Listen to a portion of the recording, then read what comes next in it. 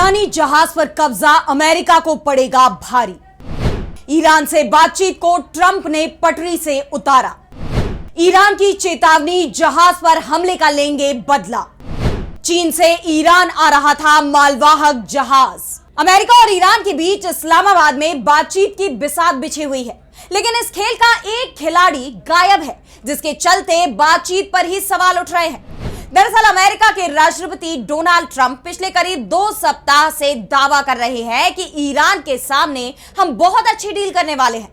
अब अगर अमेरिकी राष्ट्रपति डील की बात करते हैं, तब यही माना जाता है कि कोई बड़ी बिजनेस डील है, जिससे उनके परिवार को बड़ा फायदा पहुंचेगा और ईरान से ये डील उसके तेल की ही हो सकती है। लेकिन ईरान अपना तेल अमेरिका को देने को तैयार नहीं है और इसी के चलते बात बनती नहीं दिख रही है। ट्रंप ने इस्लामाबाद वार्ता को लेकर दावा किया था कि ईरान के पास यह आखिरी मौका है, डील कर ले। लेकिन उससे पहले ओमान सागर में ईरानी जहाज को जब्त कर बातचीत में अमेरिका ने खुद ही रुकावट भी डाल दी। ईरानी जहाज के इंजन रूम पर गोलियां चलाई, जिससे जहाज का आगे बढ़ना रुक गया। अब सवाल ये उठ रहे हैं कि जब ईरान के साथ ट्रंप बातचीत करने के लिए जा रहे थे, तब उन्हें ईरान को नाराज करने की क्या जरूरत पड़ गई और उन्होंने ईरानी जहाज पर हमले के आदेश आखिर क्यों दिए? और इसी को लेकर आज हम अपनी स्पेशल रिपोर्ट में करेंगे बात। नमस्कार, मैं आराधना। तो शुरू करते हैं हमारी खास रिपोर्ट और बात करते हैं कि कैसे ईरानी जहाज पर अमेरिकी हमले से इस्लामाबाद वार्ता पर संकट गहरा गया है।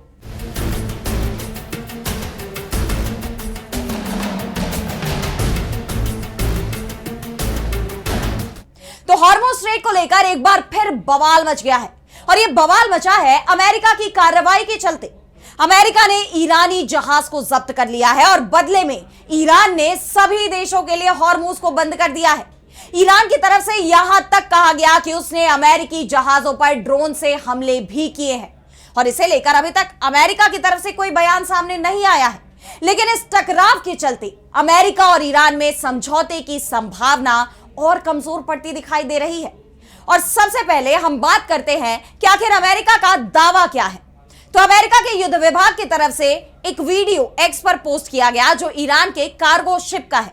इसके साथ ही अमेरिका की तरफ से कहा गया कि अरब सागर में तैनात अमेरिकी बलों ने 19 अप्रैल को ईरानी झंडे वाले कार्गो जहाज के खिलाफ नेवी ब्लॉकेड लगाया।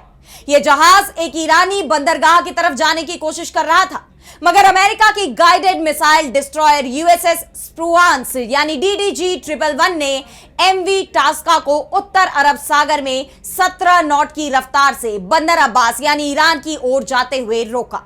अमेरिकी बलों ने जहाज को कई बार चेतावनी दी और बताया कि वो अमेरिकी नाकेबंदी का उल्लंघन कर रहा है। अमेरिका का कहना है कि उसकी तरफ से ईरानी जहाज को 6 घंटे तक लगातार चेतावनी दी गई थी, लेकिन ईरानी जहाज ने अमेरिका की चेतावनी को नजरअंदाज कर दिया और लगातार आगे बढ़ता रहा, जिसके बाद अमेरिकी युद्धपोत ने टास्का के नाविकों को अपना इंजन रूम खाली करने का आदेश दिया और इसके बाद अमेरिकी डिस्ट्रॉयर की 5 इंच MK-45 तोप से कई राउंड फायर करके ईरानी पोर्ट टास्का के इंजन रूम को निशाना बनाया और जहाज के इंजन को निष्क्रिय कर दिया। इसके बाद अमेरिका की 31वीं मरीन एक्सपीडिशनरी यूनिट के जवान जहाज पर पहुंचे और उसे अपनी हिरासत में ले लिया। बाद में अमेरिका के राष्ट्रपति डोनाल्ड ट्रंप ने भी कहा कि हमने ईरानी जहाज को जब्त कर लिया है, अब उसके हर कंटेनर की हम तलाशी ले रहे हैं। ईरान को पहले से ही पता था कि हमने यहां नाकेबंदी कर रखी है।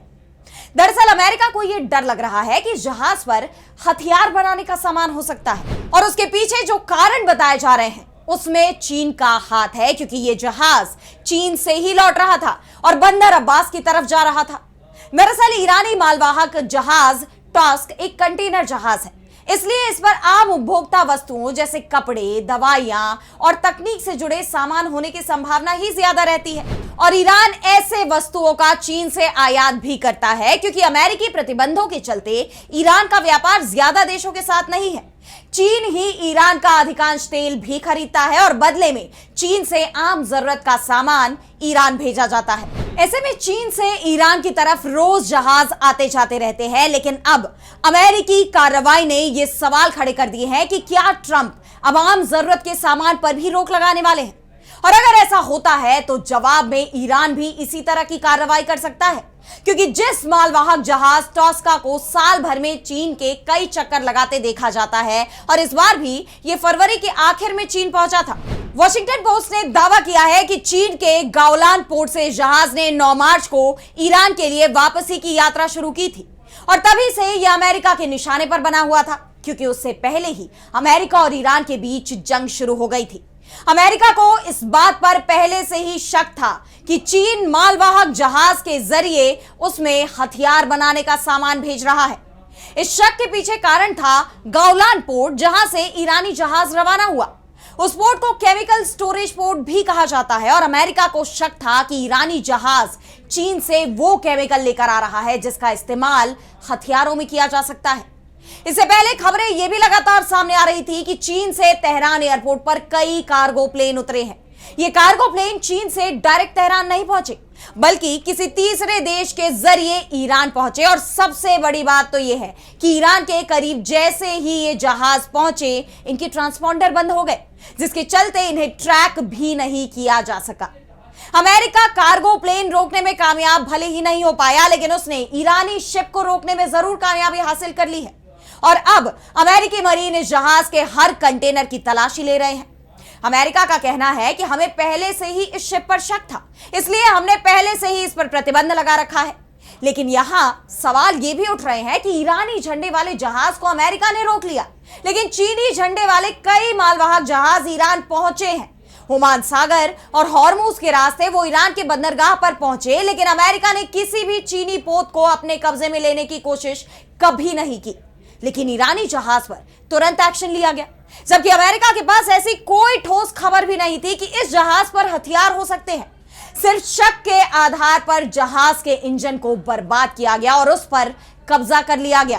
अमेरिकी कार्रवाई को ईरान ने समुद्री डकैती बताया है। IRGC की तरफ से कहा गया है कि अमेरिका की इस कार्रवाई का बदला जरूर लिया जाएगा। वैसे IRGC की तरफ से तुरंत कार्रवाई की तैयारी भी की गई थी, लेकिन बाद में इसे टाल दिया गया। ईरान के इस्लामिक रिवॉल्यूशनरी गार्ड कोर यानी IRGC से जुड़ी तस्नीम न्यूज एजेंसी ने बताया कि ईरानी सेना अमेरिकी कार्रवाई के जवाब के लिए तैयार थी, लेकिन उस जहाज पर क्रू मेंबर्स के कुछ परिजन मौजूद थे और ईरानी कार्रवाई में इन लोगों की भी जान संकट में फंस सकती थी। इसीलिए ईरान ने तुरंत जवाब नहीं दिया, लेकिन जैसे ही जहाज पर मौजूद परिवार और क्रू की सुरक्षा सुनिश्चित हो जाएगी, ईरान की सेना अमेरिका के खिलाफ कार्रवाई करेगी। और इसके बाद उसने इस्लामाबाद बातचीत का हिस्सा बनने से भी इनकार कर दिया है। ईरान को बनाने के लिए अब पाकिस्तान के प्रधानमंत्री शहबाज शरीफ ने ईरान के राष्ट्रपति मसूद पेजेश्कियान को फोन भी लगाया। 45 मिनट तक बात की। वो ईरानी राष्ट्रपति से बातचीत जारी रखने की मिन्नतें करते रहे, क्योंकि खबर यह भी आने लगी थी कि अमेरिका के उप राष्ट्रपति JD वेंस इस्लामाबाद आ रहे हैं। उनकी अमेरिका से रवानगी की खबरें आ रही थी। वेंस खाली हाथ नहीं जाएं, इसकी चिंता इस्लामाबाद को हो रही थी, और यही वजह थी कि पाकिस्तान के प्रधानमंत्री लगातार ईरान को बातचीत के लिए मना रहे हैं। लेकिन तेहरान ने साफ कह दिया है कि बातचीत के लिए अच्छा माहौल होना जरूरी है, और यह जिम्मेदारी सभी की है, खासतौर पर अमेरिका की, जिसने बेवजह ये जंग शुरू की है। फिलहाल अमेरिका और ईरान के बीच एक बार फिर जंग के ही हालात बन गए हैं। ये सीजफायर कभी भी टूट सकता है, और इसके लिए डोनाल्ड ट्रंप ही जिम्मेदार माने जा सकते हैं। तो अब देखना होगा कि पश्चिम एशिया में हालात क्या मोड़ लेते हैं। लेकिन फिलहाल आज स्पेशल रिपोर्ट में इतना ही। कैसी लगी आपको रिपोर्ट हमें कमेंट सेक्शन में बताइए, और अगर आपको रिपोर्ट पसंद आई तो वीडियो को लाइक करना ना भूलें और चैनल को सब्सक्राइब कर ले। इसी के साथ मुझे दीजिए इजाजत, और देश दुनिया की तमाम बड़ी खबरों के लिए आप देखते रहिए DB लाइव। नमस्कार।